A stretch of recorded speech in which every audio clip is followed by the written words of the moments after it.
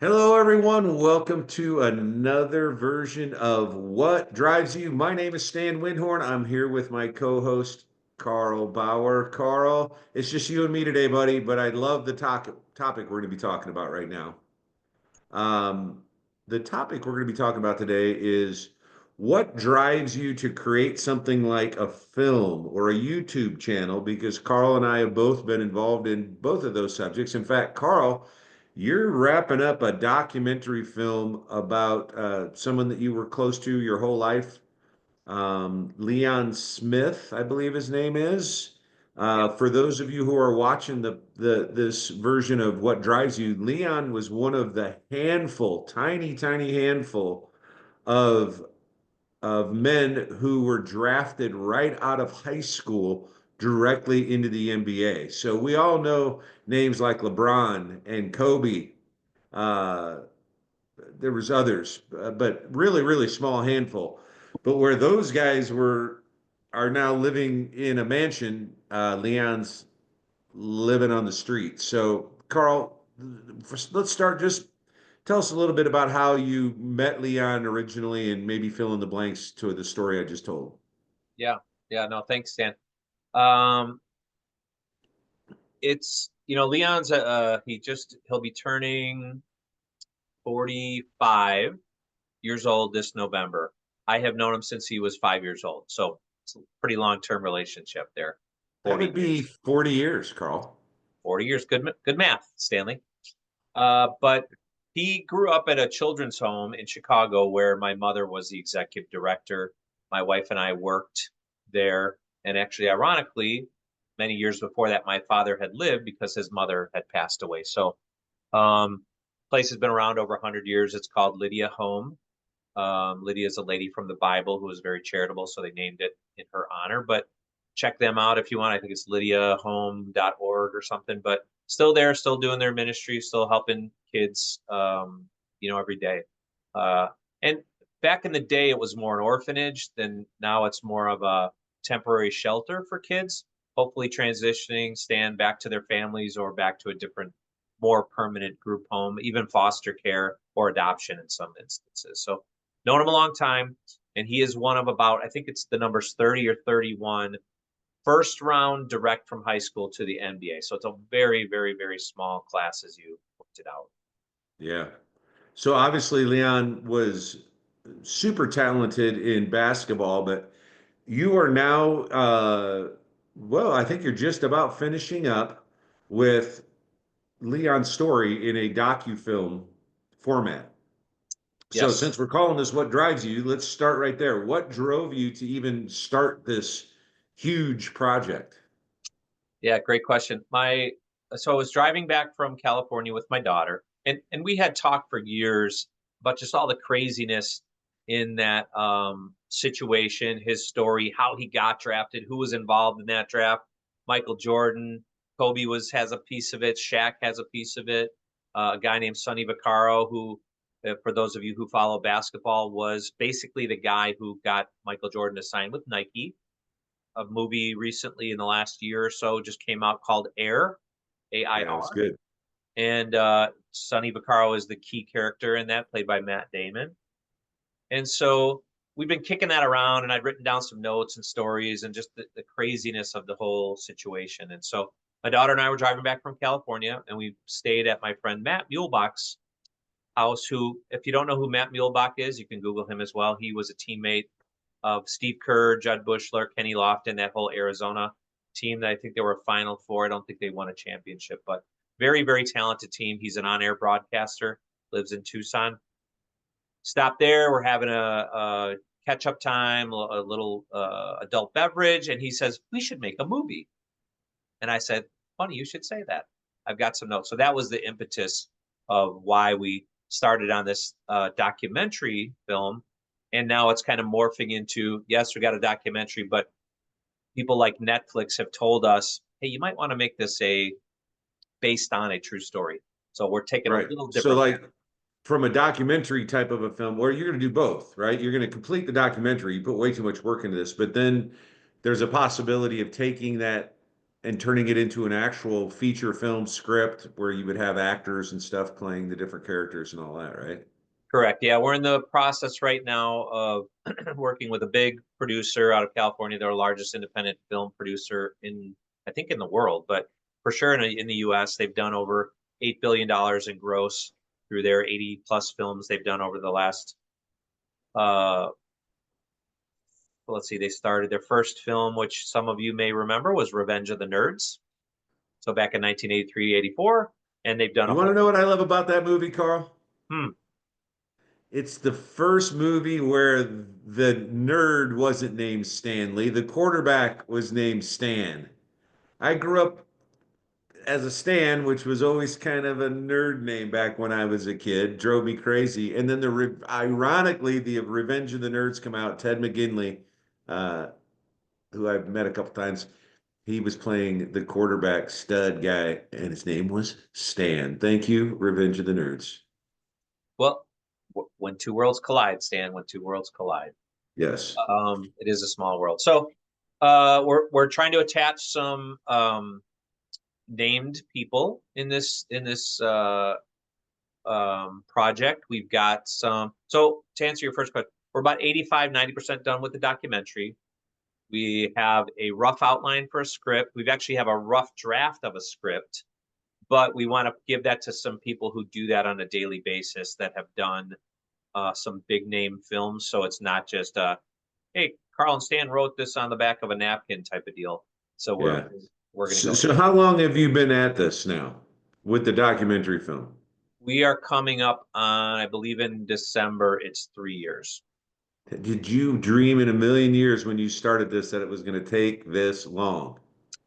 Now we just for those of you who are aspiring filmmakers out there, everything takes everything good takes a long time, right? So Oh, yeah.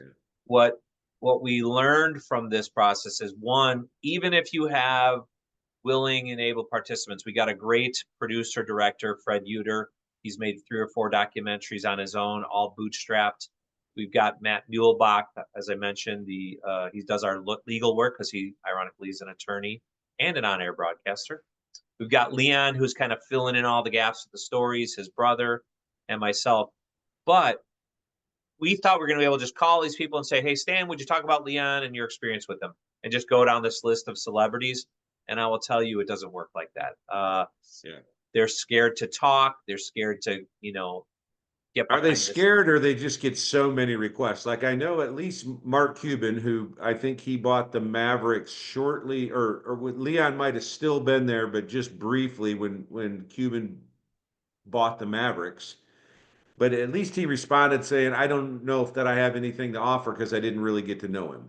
Yeah. But I Yeah. mean, busy, busy people, do you think it's more they were afraid to talk about it, or do you think it's more they're just so busy, or a combination? Combination. Here's the thing. Mark Cuban, multi-billionaire, busy dude, right? Responded like that. And I said exactly what you said. Hey, I bought the team. I inherited his contract. I paid him off. Never met the guy. Wish him the best. Don't have a lot to contribute.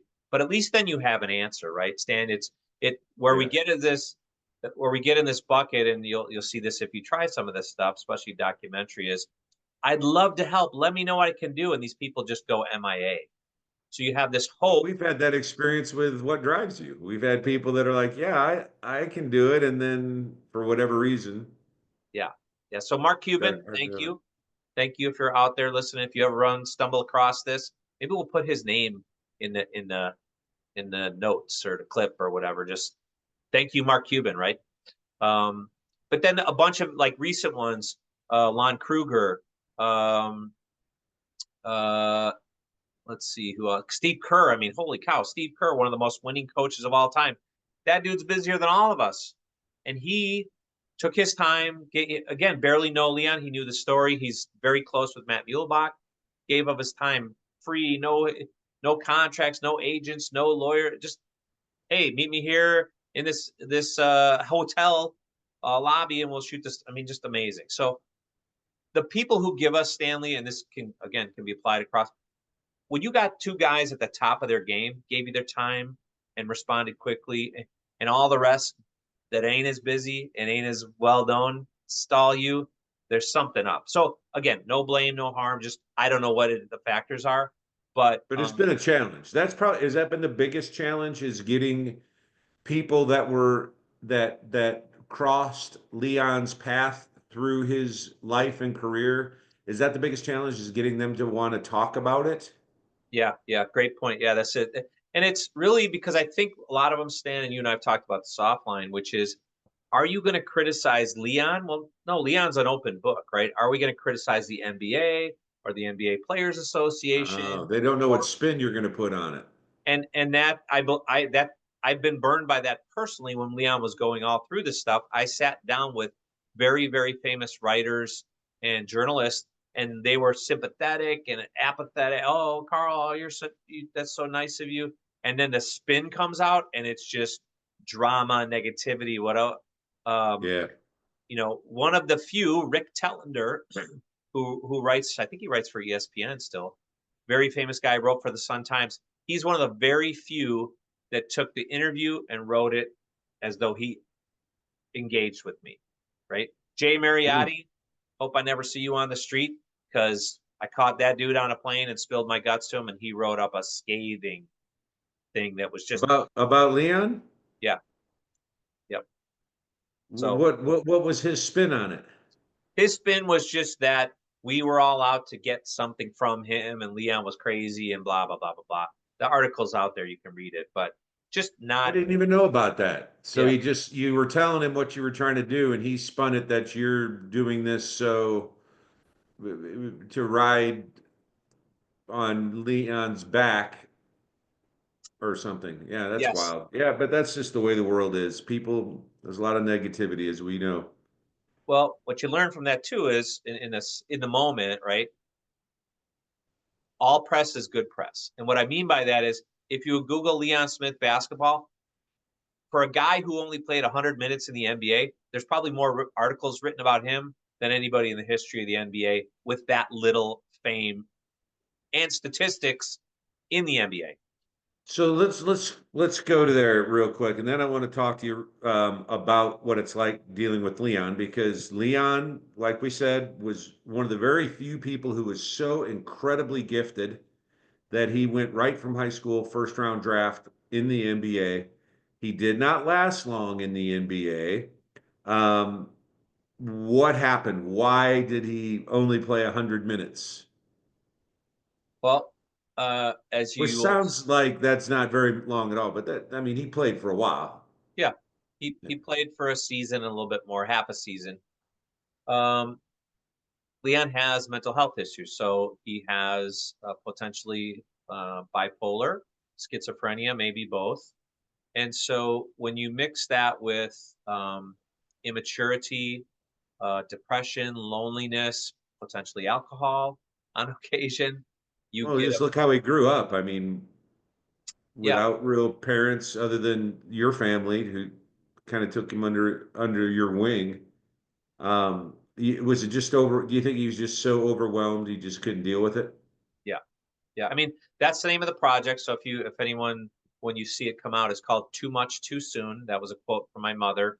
And she just talked about, I mean, you're 18 years old. You sign a contract for $1.44 million. Now, he never got all of that money, just so we're all clear. And he has not a penny to his name right now. So that's a lot of pressure. That'd be a lot of pressure for a very stable 18-year-old Yeah. with a lot of people in his corner helping him out. So I can only imagine. So when he was actually on the floor playing, how did he do in the NBA? Well, Was he a factor? oh yeah, I mean he's 6'11", his reach is unbelievable. He averaged, if you extrapolate out his statistics for a full game, right, a normal average time, he would have been a double-double guy, which Stan's a basketball player, so he knows what that means. But that means double-digit points and double-digit rebounds. If you go to the NBA stat book right now, NBA.com, and looked at stats, there's probably only 10, maybe 20 in the whole NBA that are double-double. If you look at what those guys make, it is bonkers. Yeah, if you can put up double digits in points and rebounds, you got a great career in the NBA. So he was heading that direction. Man, what a shame. So the whole point of the documentary is he did not last long. He had mental issues, I think drug problems. And so Alcohol more than drugs, but yeah. alcohol. Okay. So now Leon's living on the streets of Chicago. He thankfully now there's an update, so hot off the presses in the last couple of weeks. He has been placed in a program where he was actually given an apartment. So it's a very small apartment, temporary apartment. But yeah, he literally was in a tent on the street in some parks right along the Chicago lakefront. So some of you who are in Chicago may have walked by one of those homeless encampments. Leon was there. Well, I would think he would stand out among the homeless, much like he would stand out no matter where he goes with his size and everything. So yeah, that's great to hear that he's in an apartment and hopefully he's doing the right thing so that he can stay there like that. But what's been talk about some of the challenges? Well, first of all, how did you get Leon to agree to this Uh, documentary? You had to get his consent, right? yeah, he's a partner in the project, so I think that helped. Like he trusts me. He's a partner in the project, so we didn't just like buy his story, secure his rights like a normal, production house would, and be like, "Hey, we're going to buy your story, your life rights, and then we're going to craft it however we want." So he's been very intimately involved in that, and I think he honestly is at the point where, and call it, maybe rock bottom. He wants to share his story in hopes that will help others. There's a Nice. recent statistic I read, Stan, that I think it's 1 out of 5 or 1 out of 6 people in America have a family member or a friend with mental health issues. I mean, it's an epidemic beyond, and that includes anxiety, depression. So it's not all psychosis type of stuff. Sure, sure. But So you got Leon's consent. Hopefully it might even, if this gets picked up by a Netflix or an HBO or something, there could be some financial assistance that comes his way. I'm sure he could use a couple of bucks, but what once you got his consent, what have been the challenges you have faced? We kind of already talked about how hard it was to get other people to talk about it. How hard has it been to work with Leon knowing his circumstances? yeah, that's a great point. Well, part of it is just the communication, the reliability. If you and I set an appointment to do this video cast or meet for breakfast tomorrow or come over and work on your house, we're probably 98% that that person's going to show up, right? And be there and honor that commitment. That's a coin flip with Leon. Part of it is he just loses track of time. He gets tied up in other things, listening to music. And so he's very, very unreliable. And again, based on, his conditions, that's what you have to deal with. So I could show up and he is actually there where he says he's going to be, but he might be um, have dabbled in some adult beverages and perhaps not in the right Right. frame of So mind. you never knew for sure which Leon was going to show up when he showed up. Correct. Correct. Yeah. And I love him like a little baby brother. I know he's 6'11" and I'm 5'11". So, but he, I've known him so long that, he's stayed at our house. He's been here for Christmas and Easter and Thanksgiving, all that. And he just is kind of a wayward soul, right? Just a wanderer, searcher, lost boy. And we hope the whole goal of this thing, which is maybe where you're heading with this, theme, is we want to one in a very small thing, get him some resources. If it just pays for his apartment, for some food for the rest of his days, great. The secondary thing, which became very evident, Stanley, was man, oh man, people are affected by mental health. We got to tell this story out to the broader public to say mental health is nothing to be embarrassed about, ashamed of. We need to, as communities, church communities, local communities, state communities, help these folks because I don't know if any, or if even you're aware, Stan, most of the mental institutions, which were bad places, right? They were run bad, they treated people bad, they did bad things. They're basically gone. Now, should they be gone? They should be gone the way they were, right back in Right. the But what you're saying is we do need resources for people who suffer from these, especially when it's a more debilitating type of a mental illness like that. Yeah. So it's a challenge. Leon has a brother. How involved is he in Leon's life? He's around a lot. He's very attentive if Leon needs something or wants something. But Jerry's a good guy. He's 6'8", another big athletic phenom. He is a registered nurse. He's a father of three, homeowner, very involved in the project and very cooperative there. And his story is right along with, parallel. And they're both pretty miraculous stories if you think about it, Stan. To go from being on the street, living in an orphanage, to first round draft choice, and Jerry had a full ride to a Division I school, Northern Illinois in DeKalb. It's miraculous, right? Most people do not get that opportunity and Yeah. are not that blessed. So even that story right there is worth telling. But then you take the trajectory of Jerry putting himself through college, through nursing school, and getting his RN and buying a home, first homeowner in their all those things. That's miraculous. It's not as cool as being a first round draft pick out of high school, but Right. those Doesn't have the stories, sizzle. Yeah. Great story. Just doesn't have the same sizzle to it. Yeah. yeah. So he's there, and he's a good. I can't remember if you've met him or not, but you will. I haven't. At the premiere of the documentary. But yeah, just good guy. He's an actual friend. Like we go hunting and shooting, and families come over. Matter of fact, last weekend he took the whole family, just surprised my mom, and just spent the afternoon on the front porch up in Wisconsin, catching up with her because Nice. she's actually been a very very powerful mother figure to them. Even though they had a mom, they have six sisters, so they're a big family. But the Mm, kids were kind of all split up around Chicago to different group homes or foster homes. right. So what's left to be done before you can put the wrap on this thing?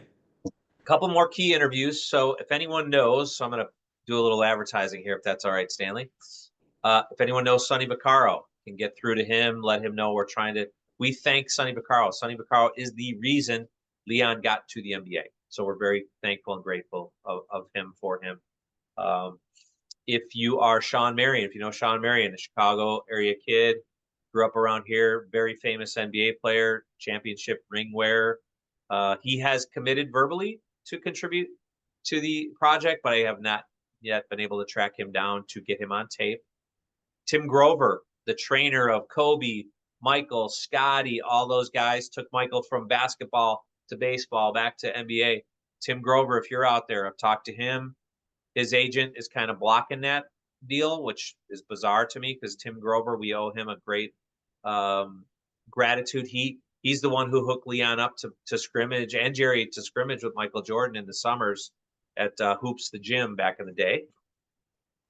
And then there's a couple people stand in the NBA, Purvis Short from the NBA Players Association and Amadou Fall from the NBA Africa. So I know that How sounds like long a are lot. you going to wait on these guys before you go, okay, we got to finish this with or without them?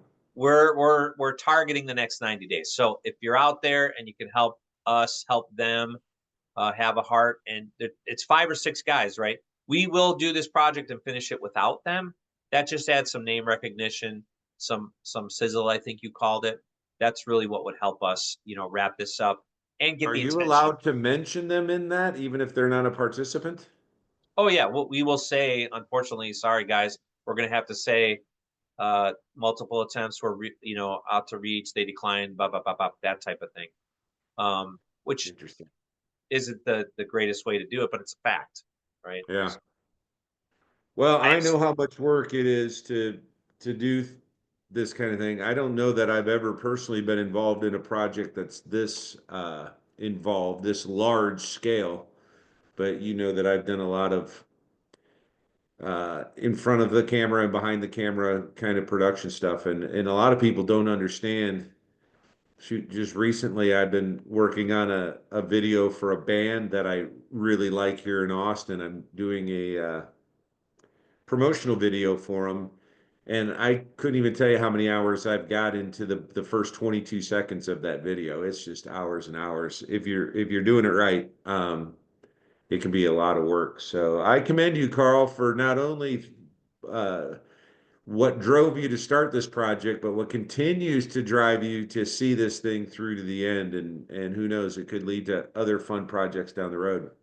Yeah, I mean, it's a labor of love for sure. I mean, it's a way to get into the film and video space that is, I thought was going to be fast and cheap and quick, and we had all the tools to get the story Nothing told. in this world, in that world, is fast, cheap, or quick.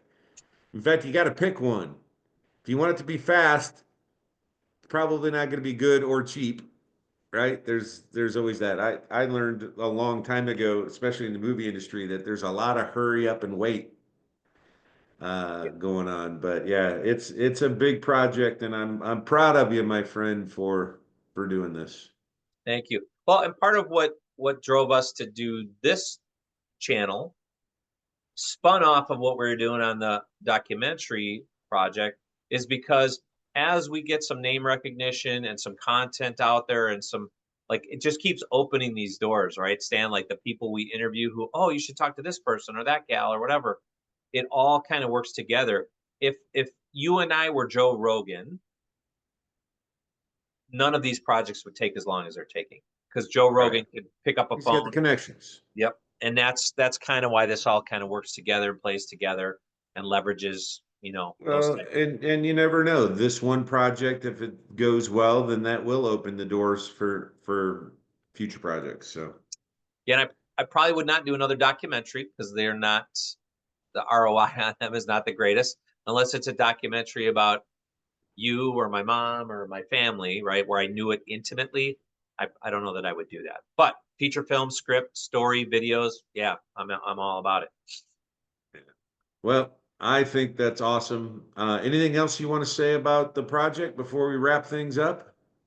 No, I appreciate you, jumping in on these, as a co-host, as a motivator, as doing some editing and you're an inspiration with your, I mean, learning the AI and the editing and the tools. I can see how frustrating it is for you sometimes, but you're sticking to it. So you're an inspiration and kind of forcing me to maybe learn some of these tools, which I know you've threatened me with how simple they are, but then the last 2 weeks, the frustration that you've had kind of lets me do, yeah. Not fair. To Hey, I'm take just a telling you. little piece and cut a little, someone says the wrong word or something, cutting that out, that's easy editing. The kind of stuff we're talking about now, though, that's a whole nother. Anyway. All right. Well, want to thank everybody who's watching for joining us for this edition of What Drives You. We're going to have some more guests coming up very, very soon. So thanks for watching. And Carl, always good to see you, my friend. Thank you, sir. Have a great Easter. All right. You too, buddy. Take care.